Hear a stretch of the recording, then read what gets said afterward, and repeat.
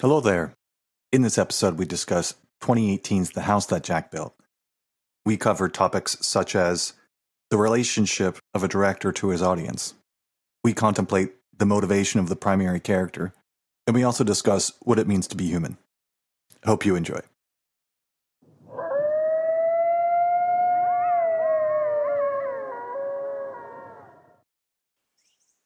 Hello, John, Kelly. You guys there? Oh, hello there. Hi, Brian. What's going on? Kelly, how's it going? Hi. It's going good. How are you guys? Not bad. Lars von Trier comes to mind. That came to mind as you woke up this morning? Yeah, it was my first thought. Are you guys familiar with Lars von Trier? Little bit. I'm familiar with Lars from Metallica. Yeah, he was the drummer.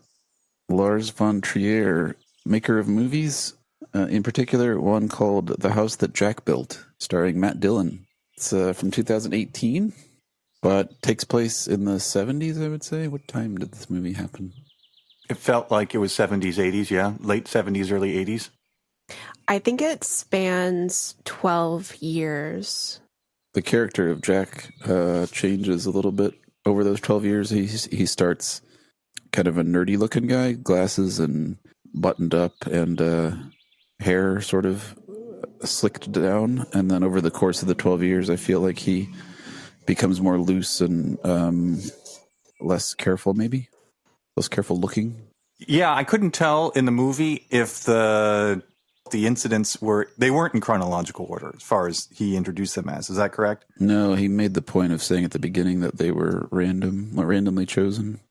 So maybe we should frame this movie or structure this movie in a way of approaching it. So those incidents we assume they're all in random order. And they also, as he was saying, Virgil, who is kind of a half narrator to this film, Verge. He also highlighted that this individual killed men and women, but for whatever reason, only women were highlighted. Right. Well, the fifth incident had all men, I believe. Yeah, that's true. Did that one count, though? Because... Didn't really go through with it? Yeah. Well, I don't know. That's the one where he finally gets caught. There's a theme throughout this movie of wanting to get caught and being amazed that he gets away with these acts from his very childhood. He's doing naughty things and not being punished.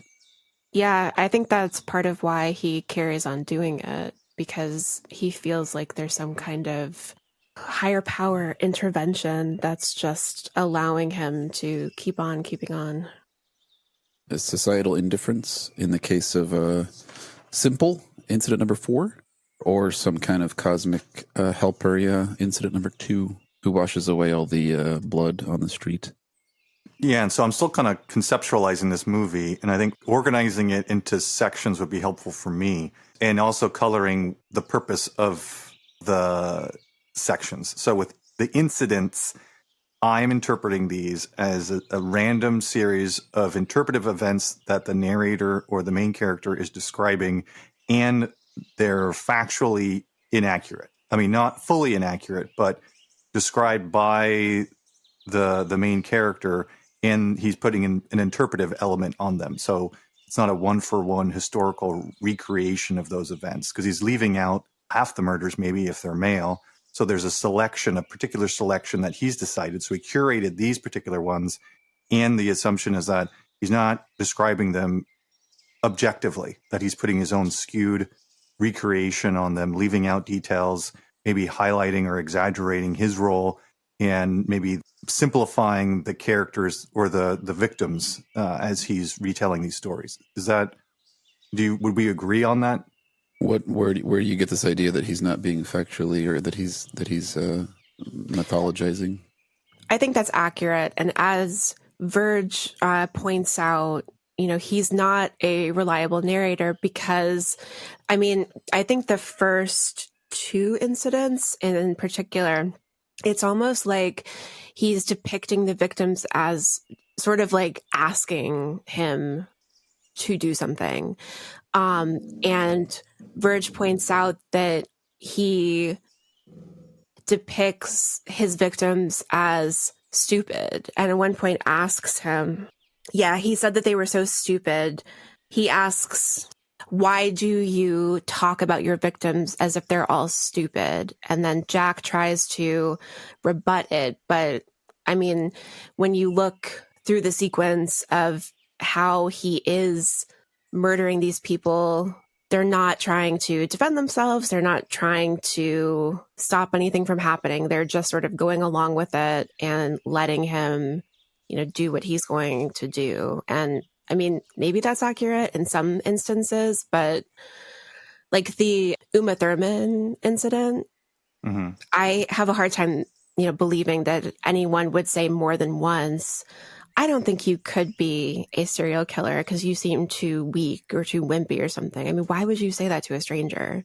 Right. And that's a great example because that character might be saying something completely different. And there's an interpretive element that Jack is then regurgitating as he heard it.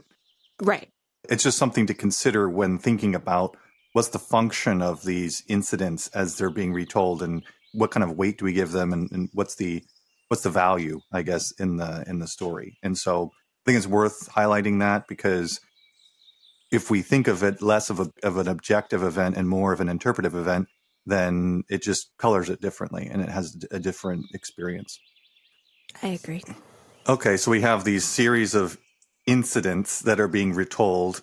I don't know if it's worth carving out or describing any of these incidences individually. We just consume them collectively and say, yep, these are events that Jack experienced and we should look at them as a volume, or do each one of these incidents speak individually and each of them have their own value to them? I think they're definitely separatable. Each one potentially has a different theme or a different focus. Like the second one where he pretends to be a police officer and that focuses so much on his OCD and he keeps going back into the house and cleaning up imagined bloodstains and stuff. And the third one with the family and the fourth one is all about like being mean and the idea that no one cares. He goes up to the cop and says that he's killed 60 people. And then the last one is all about recreating some experiment that German Nazis did during World War II. Like they're I don't see anything that unites them other than sort of the murdering and the character. The uniting factor may just be, I think he's trying to convince Verge that, as John said, that his murders are art. So even though he says that they're selected at random, I think that that's, another instance of him being an unreliable narrator because he's obviously looking at these 5 incidents as his, magnum opuses of all of the murders that he's committed. They're the ones that he either, recalls with the most affection or that he is the most proud of. So I think that could be the unifying factor, is just what about each of them could be art to a psychopathic serial killer. And another unifying theme throughout the movie is he keeps playing that David Bowie song, Fame. Yes. And early on in the movie, he's taking pictures. He's like posing his victims and taking pictures of them. And he talks about the pleasure that he derives from the killings and then kind of the build up to needing to do it again. And then all that talk kind of stops after the second one, I feel like the second episode. And then the third one, he's known now to the media as Mr. Sophistication. He collects newspaper articles about his killings, and then the fourth one is all about how he still can't like get caught, and he can yell out the window that he's in here murdering this girl, and no one will come to her defense. So there's like this seeking for fame, and then I don't know if it's disappointment that he doesn't get caught or doesn't. I don't know what that psychological mechanism is all about, but it doesn't seem to be like consistent all the way through the movie. So these incidents, as they might be recollected randomly, it does feel like they're in a evolutionary sequence. So as the start of the incidents, the OCD piece is highlighted and that slowly decays.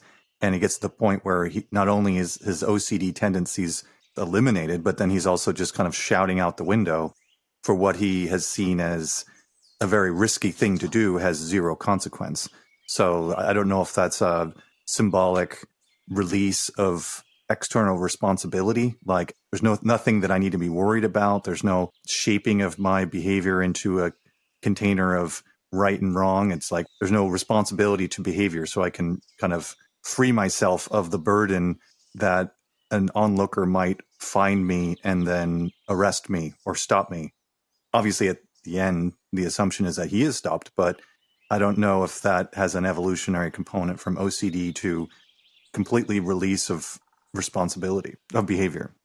Yeah, and he mentions at one point that his OCD was in decline and that led him to take more risks. Another early focus of the movie is on his lack of empathy and his psychopathy and how he has to like practice in the mirror how to fake empathic facial expressions and empathic statements and stuff. But then that doesn't continue either. He sort of becomes this much more independent figure, I guess, as the movie goes on. He doesn't care so much about leaving a trace or wanting fame or fooling others. He becomes more independent as the movie goes on, self-pleasing, self functioning.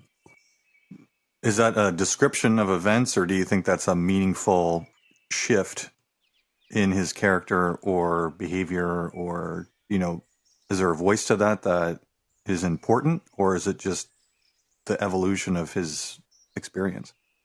I guess I read it as a growing up of sorts. If the Uma Thurman character, the first incident, you know, she's super provocative and calls him weak and this sort of thing. Maybe that's meant to represent some stultifying or stigmatizing mother figure that he's able to break out from. But then again, in those flashbacks when he's a kid, there's no mention of a overbearing parents or anything. He's just this psychopathic kid who can get away with anything. Yeah, I don't know what to make of it, but there's little flashes of psychological development suggested, I would say.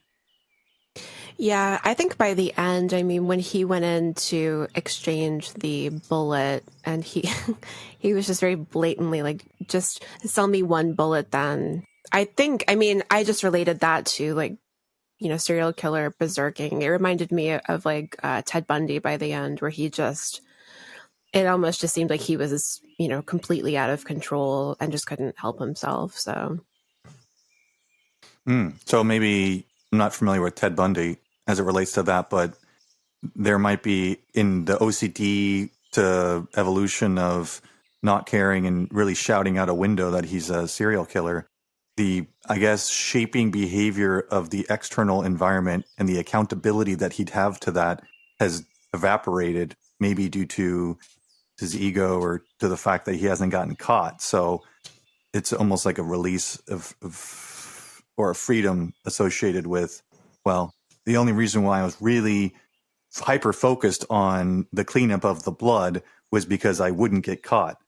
Well, it appears that I can't get caught. So there's an arrogance to it where I'll just do whatever I want to do without consequence. right. Yeah. There's also like self-exploration as well. There's that recurring scene where he's leaned up against his van, flipping off the cue cards of all his weaknesses, like narcissism and egotism and whatever. Like, so there's something about these murders allowing him to explore his psychology further. I think that as this relates to the idea that Lars von Trier is making this film in a self-referential way, and a lot of the criticism about his films is that they take what is acceptable for public viewing just really far, that he just pushes these boundaries and he depicts things that are, you know, morally repugnant.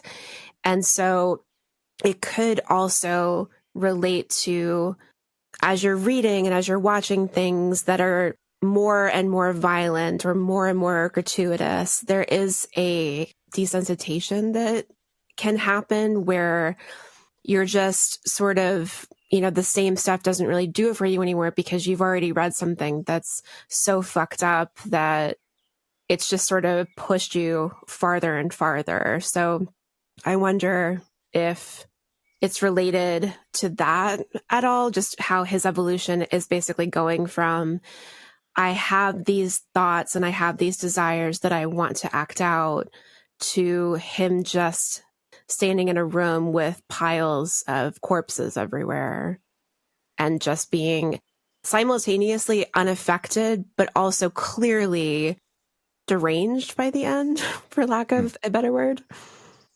Kind of like he lost his reality bearings.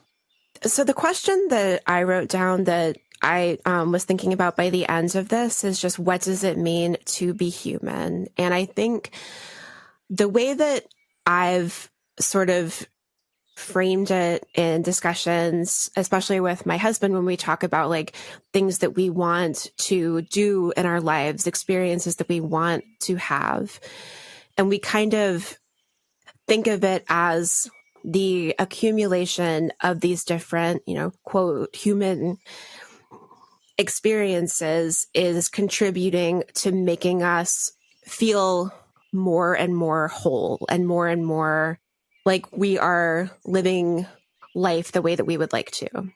So if you look at Jack in that way and how he is explaining his murders and explaining his philosophy to Verge, I think it's very clear that, everyone's the hero of their own story, but he doesn't seem to think that he's doing anything wrong. I think that's where the concept of the house comes in, is that this is his house that he's building. So the house that I'm building is, I want to travel certain places. I want to have a kid, like that kind of stuff. His house is, I want to murder in specific ways that feel like art. And, don't look at the artist, look at the action and all of that. So I'm kind of babbling at this point because I'm still like thinking it through as I'm saying it, but that's sort of where my brain was going with it. That's the great answer to a question of what was Jack trying to accomplish by building this house, or what was that house supposed to symbolize? And I don't know if you had a thought on that, Brian. Nothing too concrete. I mean, I am reminded of a parental pressure to become an engineer because that was going to be a better paying job, whereas his real childhood dream was to be an architect. And later on in the fourth incident with Simple, there is some scene where he is trying to teach her the difference between an engineer and an architect. And the way he defines it is an engineer reads the music and an architect plays the music. So an engineer is what he wound up being, even though there's very little presentation of his work life beyond the very beginning of the movie. That's what he is. So he's reading the music, whatever that means. And then what he wants to be with the house building is to be an architect who plays the music. And then at the end, when Verge comes out of the closet, so to speak, reminds him that idea that was earlier in the movie, that the material of the artist has a mind of its own and has a will. Virgil reminds him to let the material do the work, and that's when he builds the little house in the locker out of all the bodies. So I don't know what all that adds up to, but there's clearly some attempt to have some thematic idea there about architecture versus engineering and the material of the artist, and playing music versus reading music, and I don't know, and then there's all those shots of the guy playing the piano the whole way through the movie. That my main thought about this movie is it's just way too self-conscious, way too like art school project for me to want to pay attention to. It's like very, very self-conscious, very, very teenage angst. Please understand me, and I'll use the most confusing, highly wrought mythological symbolism I can dream up to convince you that I'm serious. It's just this very, very self-conscious drivel, and on top of that, it's boring, which I was not expecting. It's you wouldn't expect a movie with this kind of violence to be boring, but I was utterly bored the whole 2.5 hours. Really? Yeah. Well, let me get to my house piece as well. All right, Before that's my house piece. The house of, I was like, fuck this poop. house, burn it down.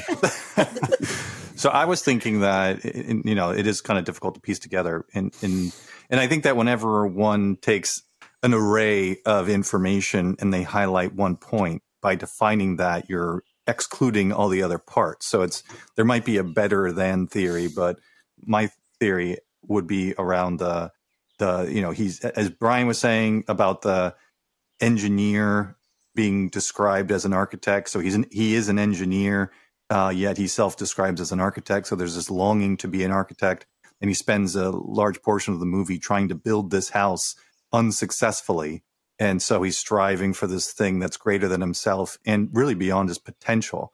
And then near the end, he builds a house of the corpses. So I felt that it's almost like an immortality project to a degree, where he has come to the point of, yeah, I will never be an architect. The work that I was trying to achieve was beyond my abilities. The material has its own will. So I'm sort of being propelled into this life of killing people. And as much as I'd like to steer myself differently, it's beyond my control. And then there's almost a satisfaction with what I've done with my life at the end of it, where in retrospect, yeah, I wanted to be an architect. I was an engineer.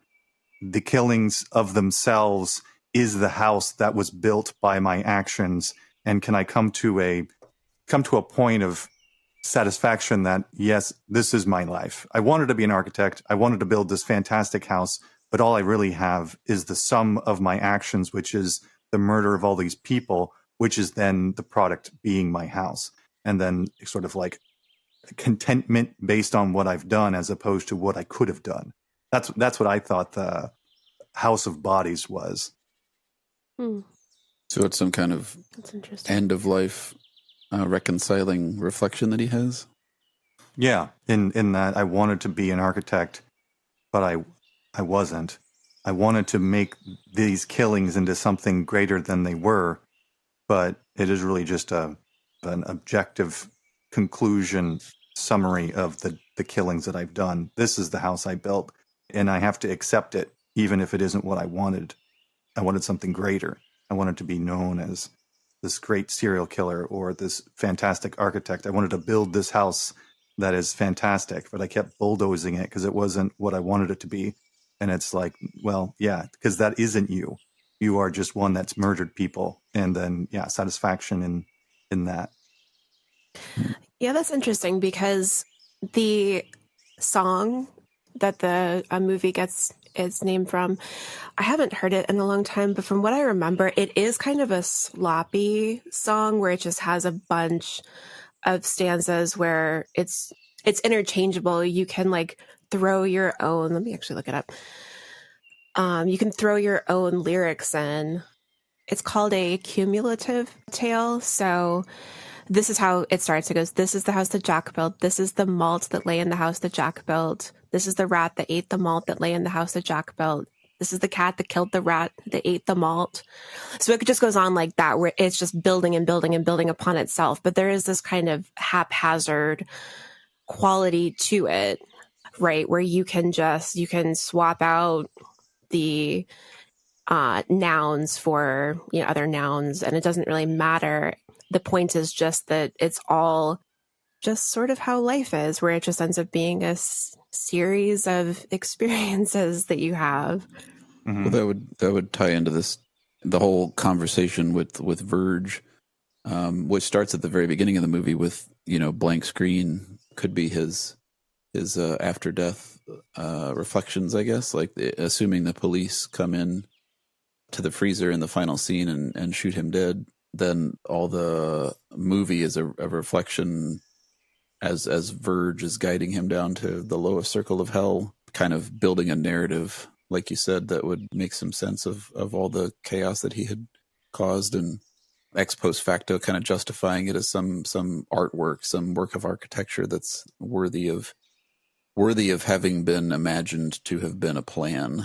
If that sentence makes any sense, like. I don't know. I like that because it's the idea that in hindsight, he's trying to make things art. And even though it seemed like he did have a plan, not for all of his murders. The first one, I think, was spontaneous, but the third one with the woman and her children, I mean, obviously he had built a relationship with them and was, planning to eventually murder them.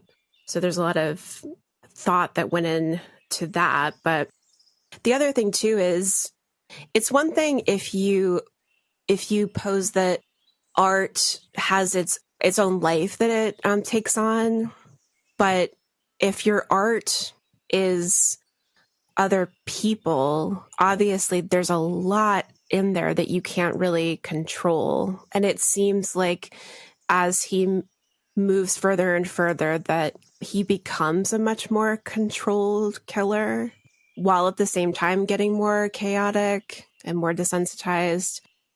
I don't know where I was going with that. But, sorry. I put something in bold from a review I found. This is a quote. Some of the long conversations about art are navel-gazing garbage that would get someone kicked out of a college class. Oh, that makes me sad. Close quote. But I enjoyed them.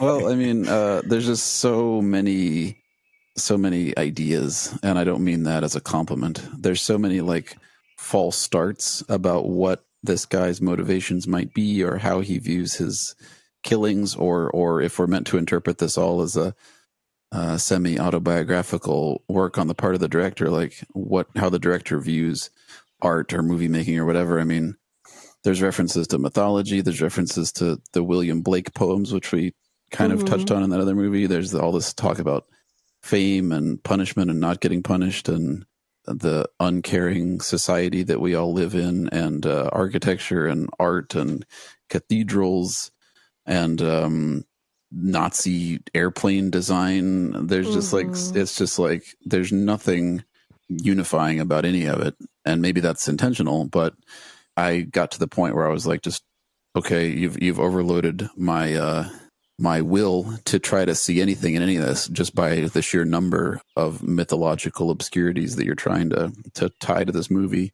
So in that sense, it had a teenager art school try hard vibe to it. Like, there's too much attempted connections to mythology, to Dante, to art, to some pianist, to the Nazis. It's just overdone. To defend, just if I agree with it or not, is if the material itself refers to content that the viewer doesn't necessarily have access to, and it's a lot, that doesn't necessarily mean that it doesn't have coherence or that there isn't value in it. And I agree with the experience in watching the movie that there was a lot of references made. I don't feel like I'm capable in making the conclusion that it didn't have value in itself or that it wasn't coherent, because I don't have access and knowledge of all the bits that were referenced. Say, for instance, if I watched this movie 5 or 6 times and then I reviewed the source material it's referring to and I gave it consideration in writing a movie, I assume that one writes it over a period of 6 months, maybe even a year. Who knows how long it took for him to write this, or anyone to write something. So if someone's taking a year's worth of material and distilling it down into 2 hours, and I take 2 hours in consuming it and then throw my hands up and say, it's too much, I'm overwhelmed by it.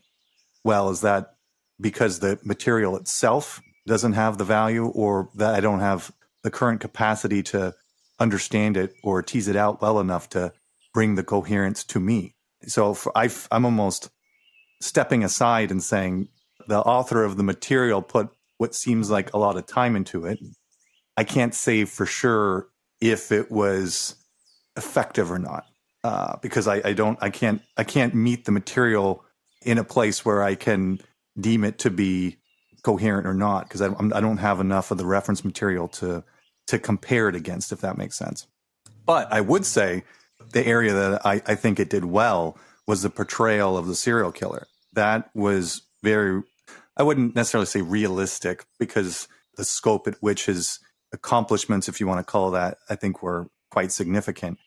but the character itself and the way that that person behaved, I think, was pretty accurate. I've worked with people in the mirror scene in particular, where he's trying to emulate how one might present themselves. I think that's pretty accurate. I've worked with people where there's an assessment where you see faces, illustrations of faces, and then emotion. And then the skill is to be able to connect face to emotion.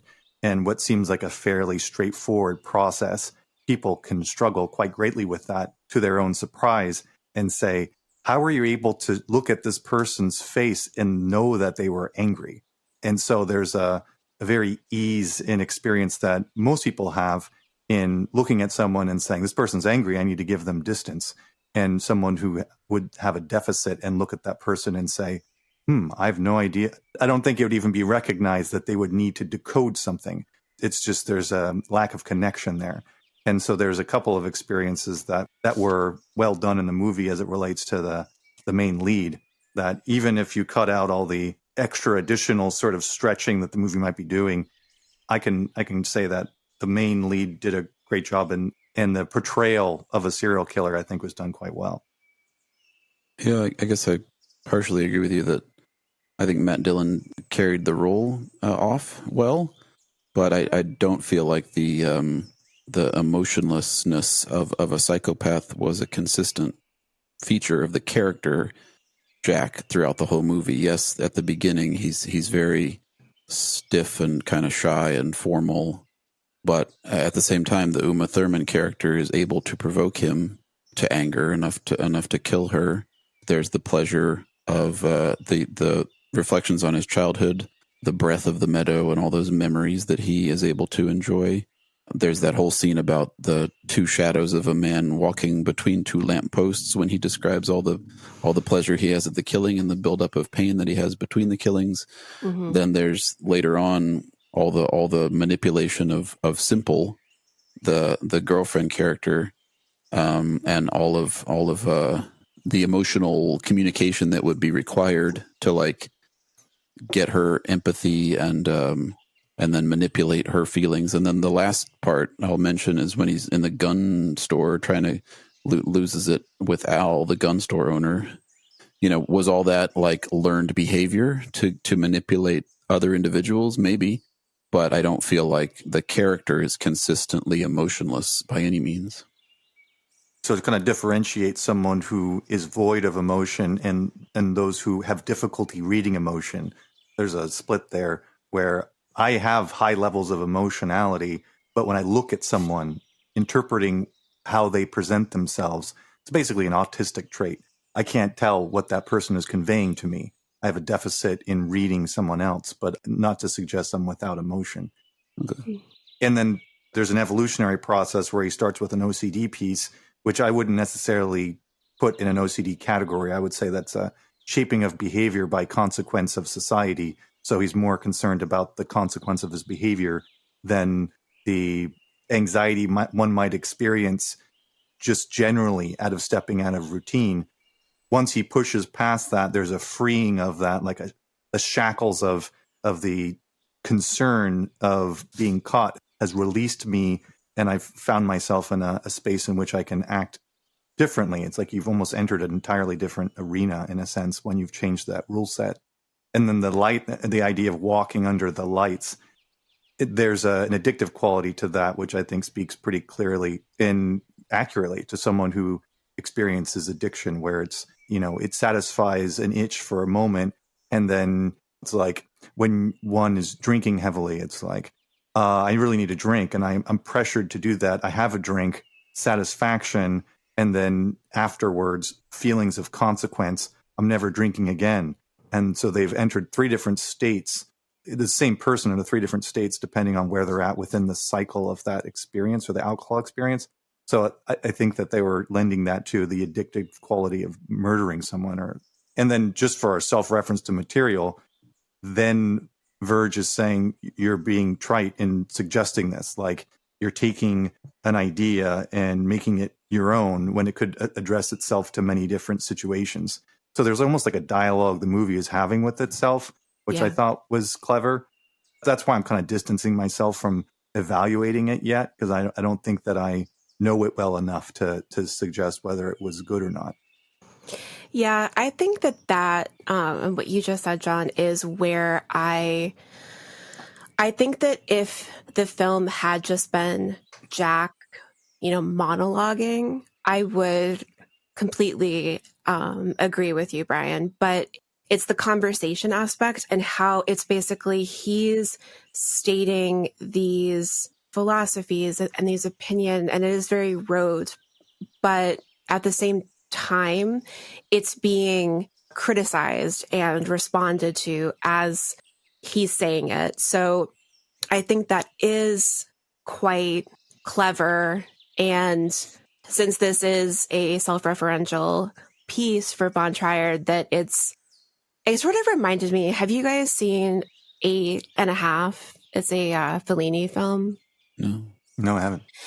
It's a really good movie. It's long. It's almost 4 hours, I think. But it's a movie where he was trying to make a movie about something else, and he just couldn't finish the script. So the studio kept on pressuring him. So the movie that he chose to make was 8.5, and it's about a filmmaker who is struggling creatively and is trying to make this movie, but just can't seem to make it work. And it's this whole piece on the creative process and how it can be hindered when other people and audiences become involved.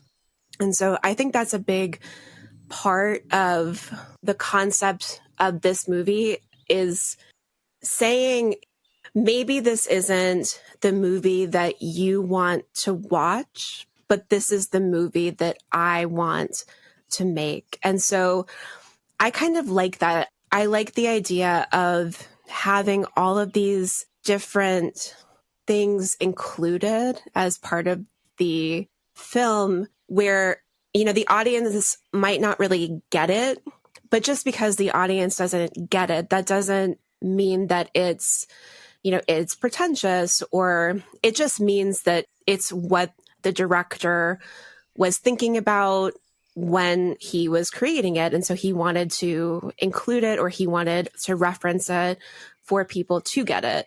I like that idea. I like the idea of having to rewatch something a few different times so that you can get exactly what they're saying. And I think that that's also a big part of art, like just art as a concept is art that appeals to the masses really art? There are a lot of people who think that like Marvel movies are just in and of themselves just kind of a waste of time. And then everything you said about this movie, Brian, where it's like, this is just like someone who's trying to be, they're shooting for higher than they're able to really accomplish. I don't know. That's what I was thinking about when you guys were talking, is just, I mean, this conversation is about a movie that's about the concept of art. It's like everything just becomes this like ripple effect, and it's just interesting. I guess to respond to things each of you have said in different ways, I disagree that this is in any way a work of art, because art has to include the audience. Like if this guy has made this movie intentionally obscure with all these obscure references to mythology and history and psychological ideas and artists and poets and all this sort of thing, John, you kind of said, if I can paraphrase, I would need to watch this movie a few times and maybe do some reading online about all these references to fully appreciate it. And I totally sympathize with that point of view. And I certainly have that reaction myself to many movies. I guess the difference here for me is that this movie doesn't deserve that work. This movie will yield no fruit as a result of that work that is worth having, because it's just the movie itself is awful. And what could I possibly get out of this by examining it further? That's my reaction. But more broadly, like a work of art has to include the viewer viewing it as like a cycle. It comes out of the artist's mind, and it, in this case, goes into the theater. And if the viewer is offended or befuddled by all these references, or bored, in the case of myself, and this applies to lots of movies we watch, the art as a process has therefore failed because I, the viewer, was left out of the equation. And so after reading a bunch of reviews of this movie, I'm convinced now that this is not a work of art because I'm not in this conversation that this guy's trying to have. He's trying to have a conversation with movie critics about his other works and with previous actresses who he's maltreated, or accusations of have everyone being murdered at the end of his movies. Apparently that's something that occurs in a lot of his movies, lots of killings. So this projection that this director has made, this utterance of a movie, did not include me because I wasn't engaged, knowledgeable about the references, but also it wasn't really directed at me. According to these reviews, it's a apologia, a defense that the director is making as a movie about his other movies to art critics. For those several reasons, it fails to be a work of art. You were sort of saying, and correct me, is that the reason why this movie isn't art is because I wasn't included. It was a conversation with critics. Yeah. A painting of a barn that's hung on a wall, which might be considered a piece of art, and then me having a literal conversation that's recorded between me and a critic about the barn. And then that second piece would be what you're suggesting the movie is more of a conversation between two people? I guess I wouldn't assent to that analogy. I think that this movie is a work of art in the sense that it's about art and it's a statement about art, but it's a statement about the director's own art and reactions to the director's own art. So it's got this me self-referential quality that for me is just basically off-putting. It's not as simple, I think, as a recorded conversation about a painting of a barn, because there is more. But I mean, I don't know. I don't have any concrete ideas about it. But I guess one other thing I would point to is like the 5 episodes in the movie, and then the very strange ending, and it's all just pointing towards a lack of unity that I just find the whole thing. I don't know how to phrase it properly, but it's a mess. There's just too much going on in it, too many references, too many sort of thrusts in this direction and that direction, and the lack of there's no unifying themes, and it's too cluttered. Well, I feel like I've fulfilled my duty in considering this movie. I don't know how others feel. No, I would agree. I think it was a duty that we needed to do. And I surprised myself with how much I liked this movie. I've seen it once before, and I think I was so just bothered by the murders, especially the family, that I just kind of discarded it. And this time I really enjoyed the conversations between Verge and Jack. And I wrote like 4 pages of notes, just sort of stream of consciousness style. Like, this is what I'm thinking about. So I see what you're saying, Brian, but I respectfully disagree completely. Okay. So, yeah. The level of respect that I have for an artist is definitely increased when they reach a point where they're making art for themselves and not for other people, or not with other people in mind. Obviously, this is with other people in mind, but the concept of just having a conversation that's acknowledging criticism and just sort of saying, well, I guess I'll be in hell then, is interesting. And I totally get the criticism that if this isn't something that I can relate to, it reminded me of that SNL skit when Beyonce came out with that song, and it was the white people just realized that Beyonce was black, and they're like, this isn't for me. And I don't know. I think that even if it's a small audience that can connect with what you're making, that's great. But there is, I think, something to be said for just making what you want to make, and, being brave enough to put it out there. And if people like it, they like it. If they don't, they don't. So I will say this is the first von Trier movie that has made me laugh. So there's that. But this reminded me of Terrifier in the way that when I was laughing, I was like, oh my God, why am I laughing at this? What does this say about me that I'm laughing right now? So, Yeah. All right, guys. Well, this was an enjoyable conversation. Yeah. Let's do it again sometime. Yeah. Yeah.